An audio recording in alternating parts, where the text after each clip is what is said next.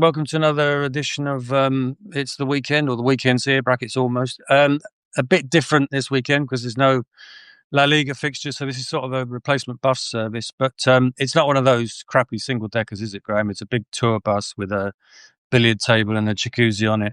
Reclining seat. You've had your toast, haven't you? What have you had on your toast? You've had your breakfast. Yeah, I've had beautiful extra virgin, and they were coming in their wicks previously, but I've had extra virgin olive oil and some rock salt. And it's very integral toast, so nobody's interested, but I enjoyed the life out of it. You'd be amazed. Someone will be interested. Lots of people are interested in the World Cup, the road to New Jersey. It all starts here for Spain tonight. 8:45 kickoff. At least that's the time things kick off here. It's a potentially tough group. Three other teams: Bulgaria, Georgia, and Turkey. Bulgaria probably the weakest of the lot, but it's two away games to start, and we've seen from the first couple of weeks of La Liga that some players are still not at it 100%. So potentially difficult, and they play Turkey Sunday, which will be probably their most difficult game, Turkey away. 1974, last time Spain didn't qualify. There's not going to be any problems, are there? De La Fuente in his press conference last night, I think his sign-off was people are too relaxed. But I think he was talking to the journalists, wasn't he? Not about the players. But I think there's this aura around Spain right now about A, they'll be fine, and B, they're contenders to win the tournament again, as they did back-to-back Euros in 2008, 2010. And I think every coach gets jumpy. So you and I, a number of press conferences we've been to, or the number of eras that we've seen through and then off.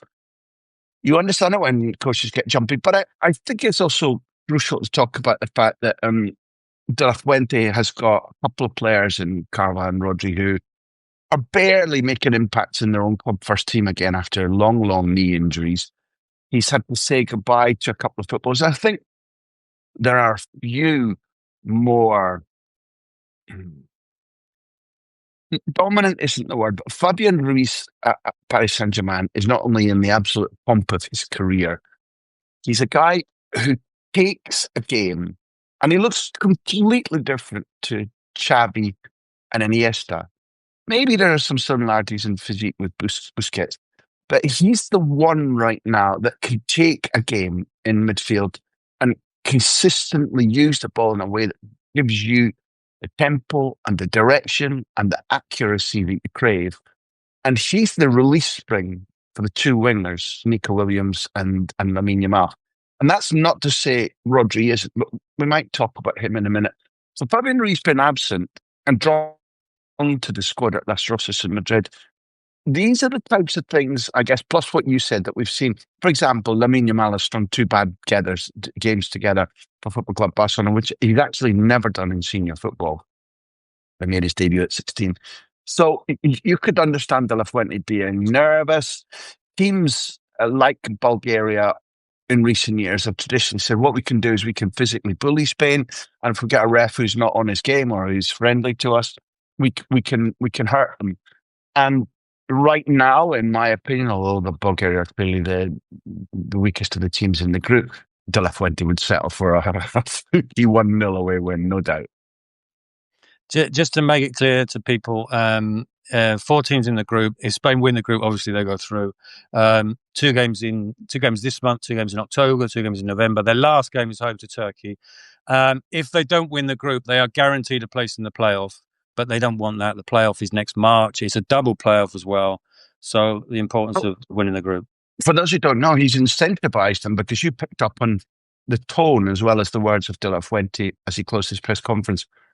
Danny Carvajal said the other night, look, what he's told us is get this classification, get this qualification in the bag, and then in March, instead of doing playoffs or friendlies, we'll try and schedule the finalissimo, which is what is a finalissimo? Is that a super final?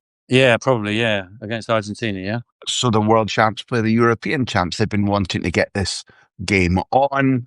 They played it previously, I think, when Argentina won at Wembley, I think it was.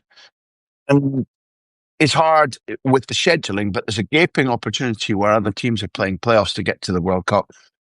For these proud footballers to say, well, now we're super champs, and there's a chance for these players to have a filter at the world champions ahead of going to the States in June. So he's handled that little carrot for them. Get the job done for yet one more reason for why it would be handy to be qualified by November. But I think there are bumps along the road between now and 2/3 of the way through November when the final game is played against Turkey. Let's talk about the best 11 at the moment for Spain and whether we'll see that tonight. You've already said that Fabian's not playing, and he will probably, by the sounds of it, be in your best 11. The goalkeeper, he didn't call Joan Garcia up. Again, he passed on that option. So Unai Simon presumably in goal. And is that the right thing to do, to still not have Joan Garcia in the squad? I'm an unquenchable fan of Unai Simon. I think he's exceptional. As much as he's a good goalkeeper, there are two things. He's got an Iker Casillas character about him in terms of, in crucial moments, errors aside, because Unai Simon does make little housekeeping errors. He simply does. But in crucial moments, there's a big save, an unlikely one-on-one save, put to something that you can't believe he would get. And he's got an undentable character. He's literally calmness in a storm. If he makes a mistake, it's instantly gone from his head. There's no carrying a bag of grief on his shoulders. I think he's very, very, very good. And because it's only Athletic he plays for, and because there are other players to drool over in the Spain squad, I think he's underestimated. Joan Garcia is probably the fundament of what you're asking. It's tight because Ramiro didn't have a good season last season. Ramiro was the only footballer in the squad who didn't play in the European Championship. Now, that's an amazing thing to be giving everybody else some game time. But Ramiro was absolutely lionized by everybody who'd been in that squad or down in Donaueschingen, where the training ground was, because in training he pushed everybody to the limits. He trained every day as if he was going to play, and off the pitch. And this family phrase is one that's not new to football, and people watching this might sneer. I don't know, but De La Fuente builds the family atmosphere, particularly when they're away on the road for a long time. And we've heard other stories about squads who party, squads who fight with each other, squads who get bored, and I've seen it with Spain too. In Brazil, I was there with them in the World Cup in 2014. In Russia, there was the card schools, there were masseurs, like physios being called out at 4 a.m. when the card school ended. This is now a unit, a family. And there's been loyalty shown to Ramiro because he was a bonding kind of guy during the time in the hotel. And, there wasn't a lot to do outside the hotel because it was pissing the rain all the time. I can tell you. But when does that loyalty change? I don't have the answer to that, but it would have surprised me if, I think Raya has earned his position as second choice. And the key, maybe you're hinting at, there are a lot of football figures in Spain saying, well, actually, right now, Joan Garcia is number one. That I disagree with. I don't know what your view is. Well, I remember interviewing Xabi Alonso years ago and him saying that with the national team, it's not about picking the best players, which sounds a ridiculous thing to say, but his point was you don't just pick the two best centre forwards, pick the two best central midfielders, pick the two. It's about the harmony, and it's about being recognised as a coach who respects players to the point where maybe they get a couple of call ups when it's maybe beyond their time.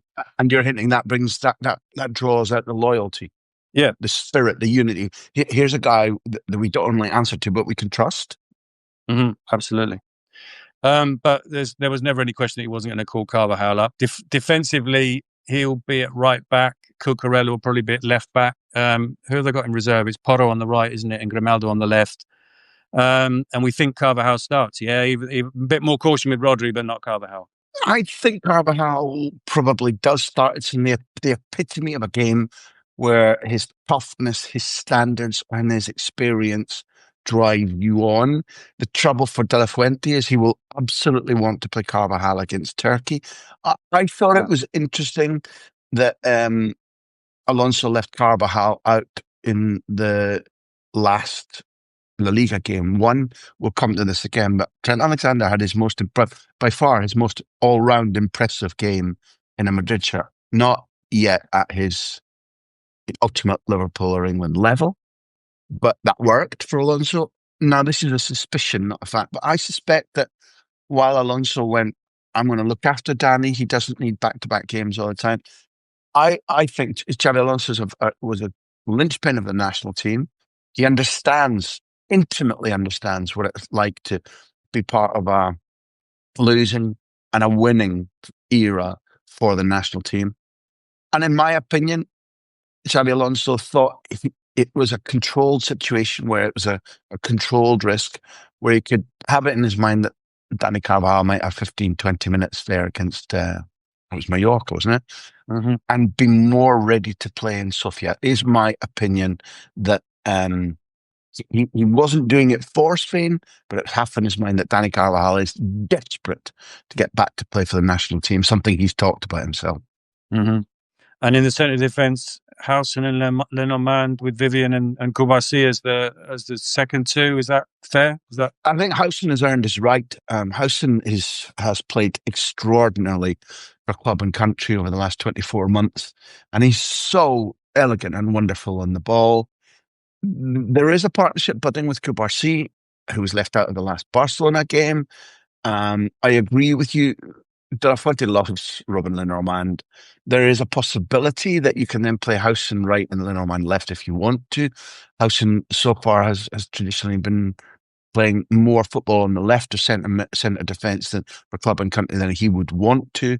But I agree with you. I think that's your four. And the midfield three, is it similar to Barca in the fact that they... See, I feel they might go 4-2-3-1 is my opinion, maybe. Okay. So that will mean that Pedri is not in the double pivot, as it were, as we call it in Spain, which Flick prefers, and he plays as the number 10. Well, De La Fuente has got this predilection for using Pedri in between the two wingers. Now, I don't think he sees enough of the game that way. I think I know from having asked him that once you get through that, I'll play anywhere the coach puts me argument. He prefers to play, if it's a 4-2-3-1, he prefers to play in the left of the two, and he wants to be able to see the full pitch and drive forward. And when you receive the ball there, you've got much more space to run and create a hole, create an opening, or to see the pass than you do at 10. And at 10, you can often be playing either with your back to goal or, the half turn to goal. And that's Pedri's beauty is when he's given the ball, he picks the ball up from the defence or he wins the ball back, which is something his stats are extraordinary about interceptions and tackles, but mostly interceptions. You pick the ball up there when the other team has been undressed, and you're those shafts of light that you're adding onto the stage are opening up ultra danger for whoever's at 10 and Nico and Lamine and potentially Albo Morata. So I'd like to see Pedri in the middle too, but I'm not 100% sure that we will. I think we might see him at 10, particularly given that Danny Olmo's not on very good form right now. But Pedri in the middle and maybe Olmo at 10 is what I would have thought. And the trouble is that when Fabian Ruiz is fit, it's Fabian Ruiz and Rodri in the 2. Mm-hmm. And then Pedri in the 10 and the 2 wingers. It almost picks itself, and you can understand why. But with Fabian Ruiz absent, maybe Pedri plays next to Rodri, but Rodri's the big issue because his importance is pretty monumental. Yet De La Fuente said, well, yeah, it's vital to have him back, but the fact that he's with us doesn't automatically mean that he plays. And he said that about Carvajal too, that their impact off the pitch is gigantic. I've been speaking to them during their injuries. But or not, do you see a Spain team starting without Rodri in the centre midfield because he loves Zubimendi so much? Or, Marino at 10, Pedri and Zubimendi in the 2. There are options and big choices for him to make too. Personally, if Rodri's ready, I would love to see him playing. Probably going to be, if he decides that Rodri isn't ready, a very Arsenal midfield with Zubimendi and Marino in the absence of Fabian Ruiz. Rodri's importance, you've written about it this week, particularly in a defensive sense, the way that Spain just succumbed to transitions without him in the team. Yeah, everybody, I think, that watches Rodri Hernandez can immediately describe what he's like in that he's big 6'2", He's put on so much muscle. He is an out of my way player in terms of what opponents think about him, but he imposes his personality on midfield. He's talked. I was lucky enough to do a really long interview, which is from the series, the UEFA series called My Game, and he knows that personality is something that he's got bundles of and intelligence, and he deploys it within his team, but against the opposition too. Learning about them, reading them, predicting where either the second pass is going to go or the second ball will break if it's a divided ball. And he prides himself on, he's got the physical equipment to impose on a header or a tackle or the speed to win a divided ball. What he loves to do is predict and be like, I know where, if I press this fella on the ball, I know he can offload, but I will know, given how I press, where that's going to go, and I'll be able to react, or my teammate next to me will be able to react. He loves to force situations, and then he's a guy who says he's been working on his. Well, what he's been working on for the last 10 months is repairing brutal ACL right knee damage and meniscus damage. Thought he played quite well against Brighton at the weekend in a defeat. Let's be honest. But each of us has seen, neither of us is a Colorado knee specialist, but each of us has seen recuperating players. And we're both friends of Andrea Orlandi, who played at Brighton and who played at Swansea and played for Barcelona. And his mantra to you and I in the studio was always like, if you're out for 10 months, 10 months before you're back at full form again.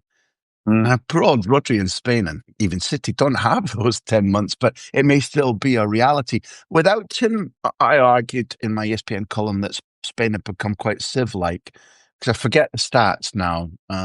Well, it's 14 goals in 8 matches without him. Without him, that's... Yeah. 14 in 8 without him, and it was only 12 in 20 with him. So they conceded 12 in 20 matches when Rodri was playing, including their run to lifting that European Championship trophy. And then they've conceded 14 in 8. Mm-hmm. And the things that stand out to me was they couldn't hold a lead in the Nations League final against a Portuguese side that really at that stage was being turned and being tormented by Spain, but they couldn't hold the lead. They conceded 5 against a relatively ordinary humdrum Netherlands side across the 2 games. 2-2 over there. I think that was Rotterdam. 3-3 at Mestalla. And 5-1 up and you know, giving a sort of shades of grace paddling to France. 5-1 up in the European Championship semi-final, in the Nations League semi-final. And conceded 3 goals and we're clinging on 5-4 by the end. The Rodri absence, just like everybody who says, like, you know, if a team's conceding lots of goals, it's obviously the keeper in the back four. Not true. And Rodri's defensive organisation and keep the ball idea, but when to move the ball. He's really eloquent about when you've won the ball, what's your first move? Is it impose a higher tempo? Is it retrench and keep the ball? Where are they, your opponents, least well deployed? Where are they weakest? He's good at that. And that affects the number of times you're going to be facing hostile actions coming at you. And Spain have noticed that, and they've become really vulnerable. And if he is not back in the team and dominant again by next summer, then I think they don't win the World Cup. If he is, and the other pieces are relatively good, because you don't get everything you want. Not everybody's going to arrive in top form and top fitness. But if the other pieces are relatively good around him and he's back in dominant form, Spain are a candidate to win the World Cup. Is the other big problem in terms of winning it the centre forward? We thought the Nations League final would be his last game, but he's back in the squad, despite the fact that I don't think he's played for Como yet. Rodri, I saw that Gonzalo trained with the Spain squad on I think it was Monday, up from the under-21s, but it is an area where you look around and it's a barren wasteland. That's Gonzalo Garcia of Real Madrid fame, that people might have had their hearts sent aflutter when he scored all those goals in the Club World Cup. Really good aerially, unusually good aerially. You'd have to say a sort of who was the Australian? Tim Cahill. Everton were not a big man, but a lovely jump, lovely timing. Gonzalo Garcia's got that he's not going to get enough Real Madrid time. He is a first team player now. He has played this season in the first team. I think he came on. Yeah, it might have been that he came on against Osasuna, I think, in the first match. But first of all, Alvaro Morata, I think that a massive degree of his late career being underwhelming, which it has been for the last 12, 13 months, because people had issues with him before because he can be profligate, but he's absolutely adored. He was captain when they won the European Championship. Mm-hmm. He told me in an interview that before, during, and after every game, he was on the point of bursting into tears. His responsibility was so important to him. He led, and I interviewed him in the makeshift studio in wherever we played for Berlin. And he said, "Look, one goal, yeah, one goal, one assist." But he said, "I've chased every blade of grass in all the pitches. I've chased," and he listed all the big players. "I've chased them down, harassed them, I've harried them. That was my role. We've won. I'm fine." Because there's a big deal about he's only 1 or 2 goals short of becoming Spain's third top all-time scorer. Off the pitch, his life has been tumultuous, so difficult, so confusing, so emotionally stressful. He's a man who's suffered from depression. He's a man who's used sports psychology to piece himself back together again. Just quick hellos to Dean, Graham, and Kevin, who are all here live. Well done, fellas. So it's not a blind faith from my part to say it'll be fine. Alvaro will start his life out and he'll be there at 9 when the World Cup comes around in whatever it is, 10 months' time. I think there is an issue. I don't think they score enough killer goals when they're on top. Yet, without Morata and without a clear deputy, they stuck 5 past France, having gone 1-0 down. And when they beat France the previous year in the semi-final, it was Lamine and Olmo. Oyarzábal's far from prolific, but in recent seasons for Spain, he's popped up with extraordinarily important goals. So has Marino. I think there's a partial answer in the quality of the rest of the squad, but I don't think they're going to go into, even if Gonzalo Garcia has the most amazing season, I don't think they're going to go into the World Cup with people saying, there's a World Cup winning striker in their 9 in their squad. I don't think that's going to be the case. And therefore, the rest of it is, how does your play craft the other answers, particularly in searing hot temperatures and with teams that will sit back? Because a lot of Spain's goals in the Euros were played on the break. And often late in games, as games opened up. When teams don't open up against Spain, that's when, particularly without Olmo being at top form, or if Lamine's not on top form, that's where there's an issue. We're hearing stories from Spanish correspondents who are in Sofia about how Bulgarian taxi drivers are only going to the game to see Lamine. Lamine mania just gets bigger and bigger. Quite right too. Do you think another of De La Fuente's potential solutions to the fact that there's no clear number 9 is that, maybe you go with an Oyarzábal, maybe you go with an Olmo, and the goals come in greater abundance from Nico and from Lamine? I think neither of them are going to prove to be absolutely prolific. But however you plan against your deficiencies in a tournament, in my experience, from the tournaments I've watched, but also I've now been to working at, 15 or 16 tournaments. Sometimes it's about the moment. If the right players are in, I will conquer everything form and have the right attitude, and you get the right opponents, and these cards do fall into place, and you've chosen the right training ground, and you train well, and you go under the radar a little bit. Going under the radar and training well doesn't directly answer your question, but where does the goal come from? But when you get an entire squad unified, training well, completely focused, hungry, no disputes, then, so for example, Spain in the Euros in 2008 and then 2012 and in 2010 intermittently could count on David Villa doing big things. But when he wasn't, then Xabi or Xabi Alonso or Iniesta or Cesc would pop up with a goal. So there is a history during Spain's triple triumph of other players coming up with 1-0 wins. But all we've talked about there, and I wish it were deliberate and planned because we'd seem really cool. All of it becomes a system then, because if you're keeping the ball well and you're not a sieve behind you, 1-0 is still, a quite valuable win that lifted the Euros in 28. That final was 1-0. Lifted the World Cup final in Soccer City. That final was 1-0. Okay, they ran away with it against Italy in the European Championship in 2012 by 4.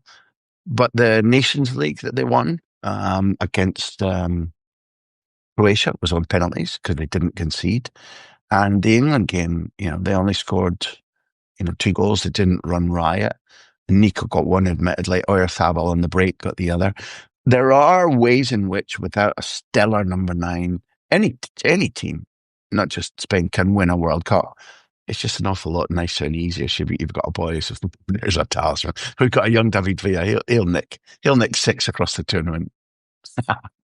Well, it's the Vasilevsky tonight, 40,000, tight stadium, good atmosphere, but the atmosphere on Sunday should just be something else entirely. They go to Konya. So Turkey has decided to play away from Istanbul, which sometimes you don't get everyone 100% behind the Turkish national team because you've got the rivalry of, Fenerbahce supporters not shouting for a Galatasaray player. But Konya, everyone will be 100% partisan. Turkey, strong side. We're most used to seeing Arda Güler, obviously, of the players that will be on show on Sunday. But that is a notch up, isn't it, from the difficulty they're going to face tonight potentially? I think one of the things that's been a characteristic of the good Spain sides over the last I don't know how many years, 20 years, has been that while you go to ferocious atmospheres, and that can be intimidating to ordinary people, or it can be distracting to top pros because, it's so hostile and potentially violent. They've been able to shrug that off. There's a group of players there whereby even the younger ones are used to the most extraordinary pressure, in my opinion. And so, for example, I've rarely heard, it's not a direct comparison, but in Berlin from that England support, I've rarely heard a bigger, more ferocious noise from an away support in a Spain game ever. And young Nico Williams produced and scored, and Lamine was fantastic. When Lamine made his debut, it was away in Georgia, which is a very patriotic, very hostile, and a grim night, pissing down with rain, and Spain hit 7. In recent games, there was a big away win in Switzerland, which is not hostile like Turkey, but they were missing players and they were down to 10 men and they produced a result. The attitude and the character and the experience of Spain sides has shown them coping with such situations over recent years. So it will be boiling hot. In the Spanish media, huge amounts will be made of the threat of the Turkish environment. But it's about how well they keep the ball and how well they defend, and they're very good at killing atmospheres too. If they're Civ-like again, if the chances are flooding against Unai Simon, and particularly not just in Sofia too, but Bulgaria's armaments are slightly less than Turkey's. If in Turkey the home fans get a sniff that these guys are filling their pants, then, a draw. For De La Fuente, a win and a draw, a 1-0 win and a draw to take into the sequence where the remainder of the games are majority at home. He'll bite your hand off for that, I think. Do you think their players are also immune to going into areas that, I think they had to go to Bulgaria 24 hours earlier because the EU president's plane had to be landed with the pilots using paper maps because Russia had scrambled the Vladimir again. What a boy Vladimir is. But does that not even enter in their sort of pre-match thinking that we're going somewhere close to a war zone, or we're playing somewhere where, your mind goes back to, your mind doesn't have to go back too far, does it? To play in tournaments in countries where there are dictatorships, brutal dictatorships. Well, I know you were thinking of how does Scotland react to playing in a dictatorship in 1978, and all I've got is first-hand tales from the players, and they were bored. They were stuck away in a ranch up in the hills, and they wanted to go on the lash and find local senoritas. And what Scotland went through in 1978. You were talking to me about that yesterday. They did it. There was no. They didn't feel it. And the threat was like Jaws. It was like we are in a country where people disappear, and it is a military junta, but we can't see anything. The grass is green. The lager is golden color, and the goals are going in our end. So no big deal. One of the times when I watched players at first hand live like that was two times. One was traveling as a reporter with Celtic that when we went to a place called Batumi in Georgia. It was a charter plane. The seats were all loose. The seatbelts didn't work. The plane smelt of aviation fuel. The food was still moving on your plastic tray when they served it to you. We were traveling with the players. We were going to a place where diphtheria was a threat, where Shevardnadze's, who was one of the Georgian ministers in the government, somebody had blown his car up, killing him. In the plane on the way back after the game, and we were literally held to ransom on the tarmac by militia with guns as we landed and as we took off. You could see against the skyline flat ACAT guns shooting up into the air. It was a country in a terrible state, a different state than it is right now. But if you think about, there was an outbreak, not a pandemic, so that's worldwide, but there was an outbreak of diphtheria. A government minister's car had been blown up. You're held up and Fergus McCann, the Celtic owner, then made a check for $20,000 to make sure we took off. And Celtic went there and won. And the players were largely immune to it.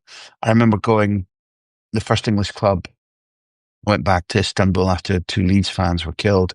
I think it was Chelsea. I remember going with Chelsea as a reporter to the Ataturk Stadium, and there were armoured cars surrounding the stadium because they thought there would be Turkish hooligans and English hooligans looking to equal scores with one another. And the atmosphere was extraordinary. And I haven't checked this. My memory is Chelsea went there and scored 4 or 5. But yeah, there are players who've refused to go to certain countries and been penalised by their clubs for doing that. And as such, I think it's down to, there are some individuals, maybe with newborn kids or maybe just who are talented at football, not all that tough, who might quaver a little bit. But in this Spain squad, I don't see them all laughing at the idea that Vladimir Putin might try to reroute their plane to St. Petersburg or whatever. And they're there. They're a business-like crew.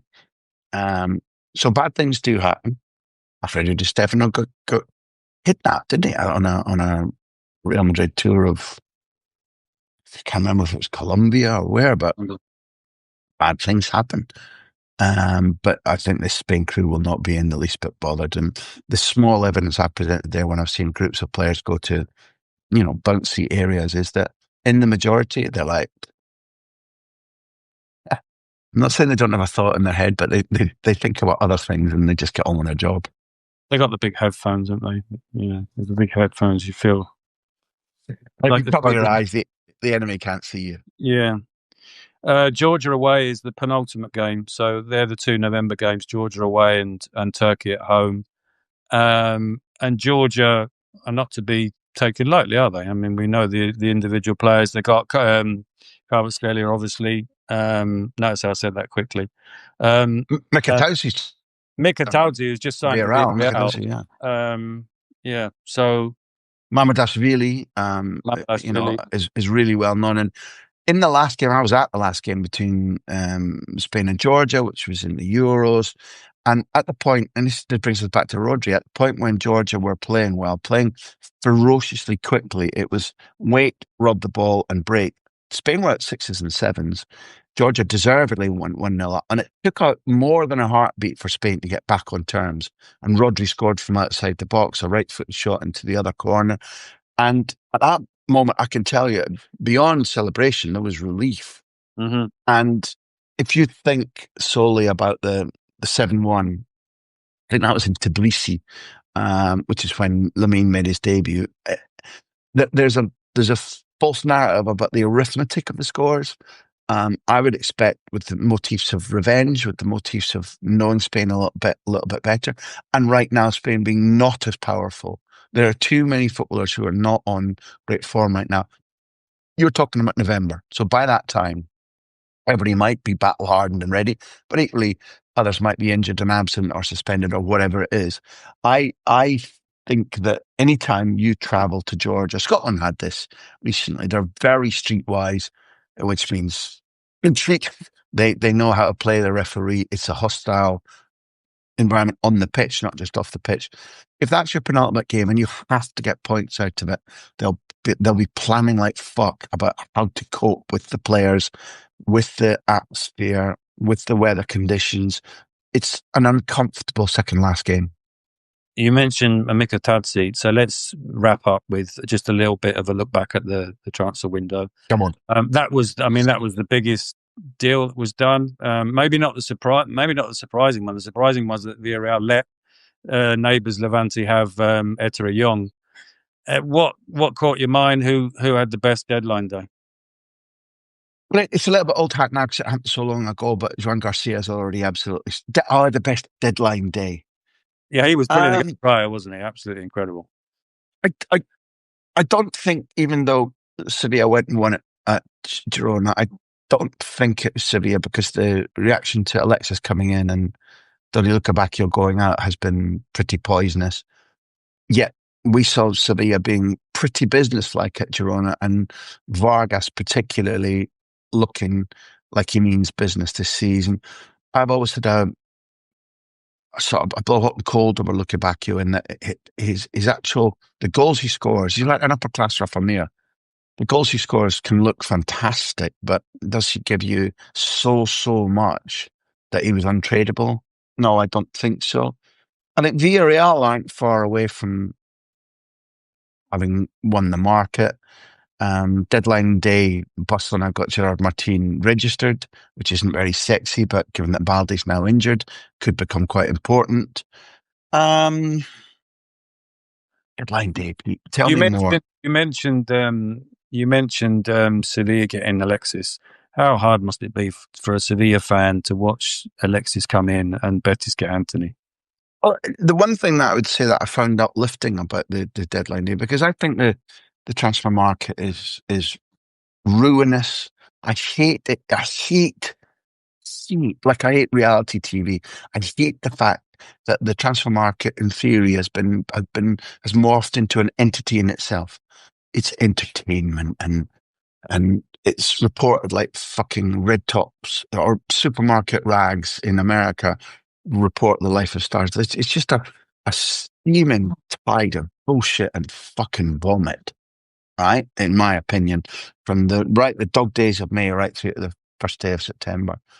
Lies, rumours, players falling out with their coaches, players falling out with each other, coaches repeatedly saying, across the continent, saying, well, I don't feel I've got the full focus of all of my squad until the market closes, and the fucking, we're 3 games into it and the market's still open. So I think it's a steaming, fucking unwholesome pile of shit.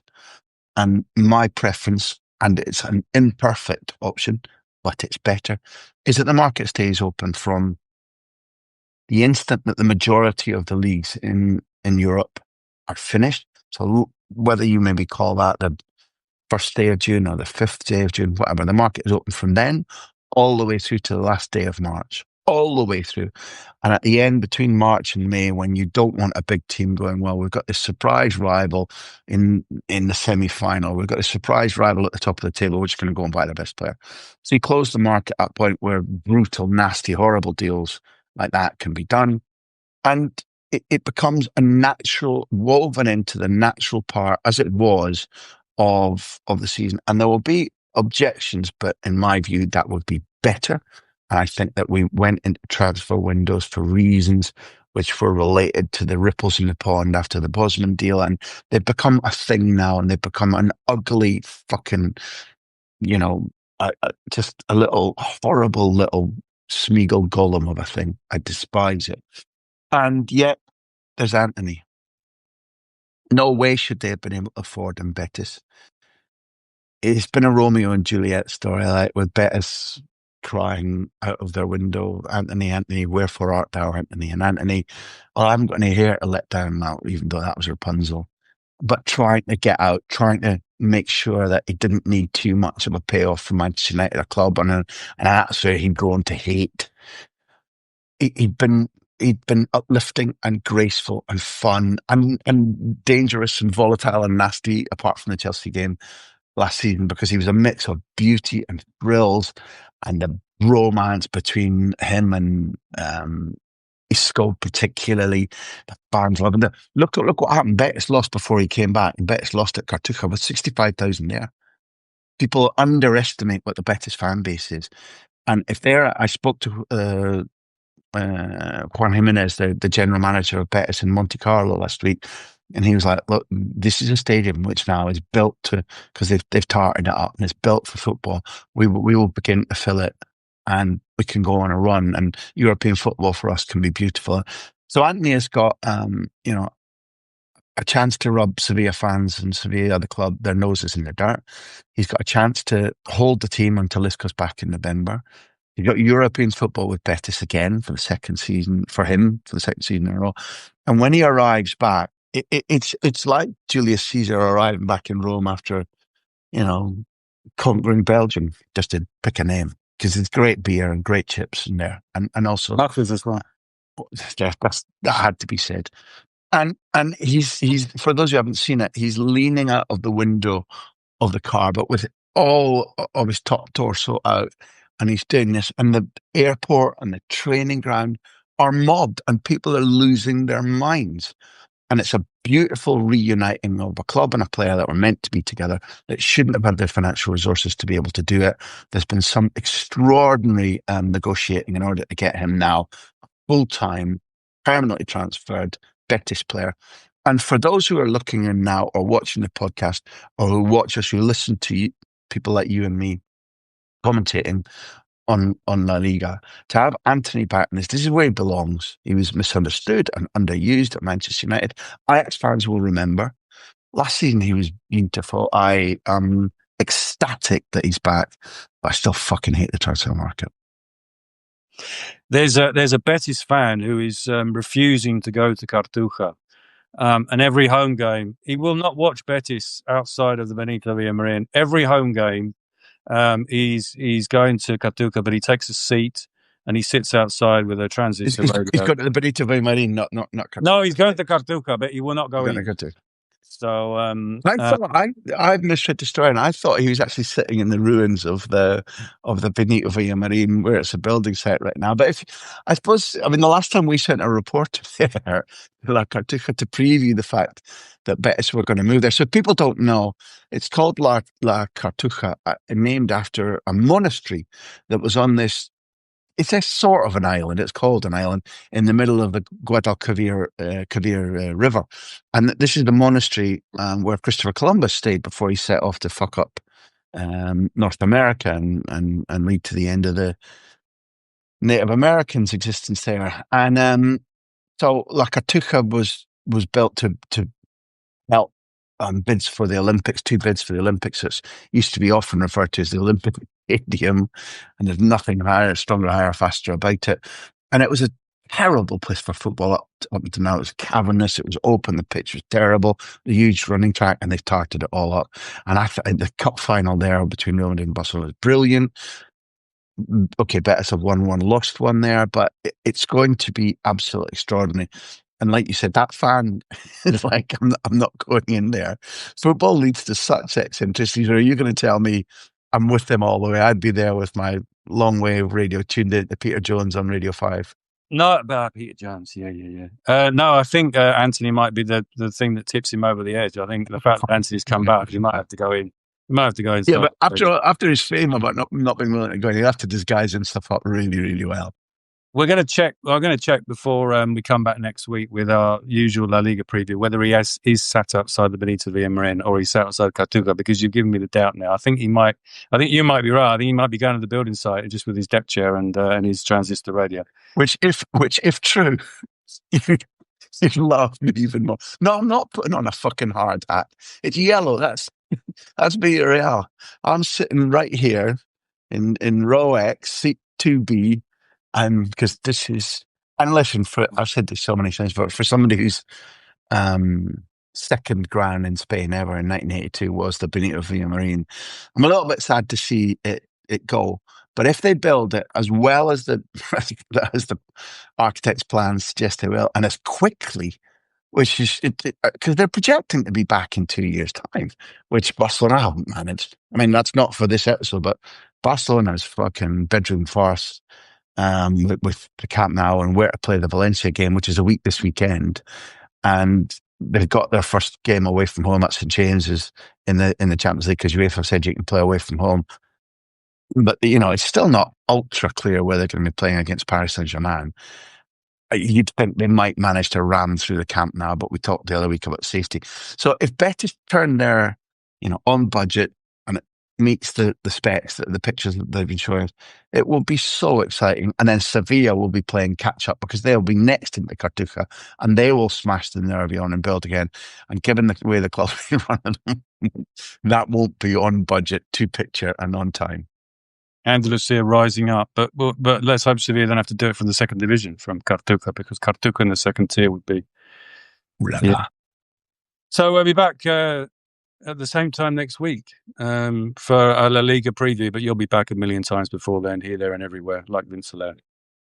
Yeah, and listen, now that it's not August, the offer for subscribers who want to become socios and follow me and Pete every week with the Revista that we bring you on a Monday, topping things up, interviews, match analysis, interviews, analyze other people's interviews, brought to you wherever it might be, news from La Liga's studios as we commentate every weekend. If you want to do that, right now the offer is renewed. It's 50.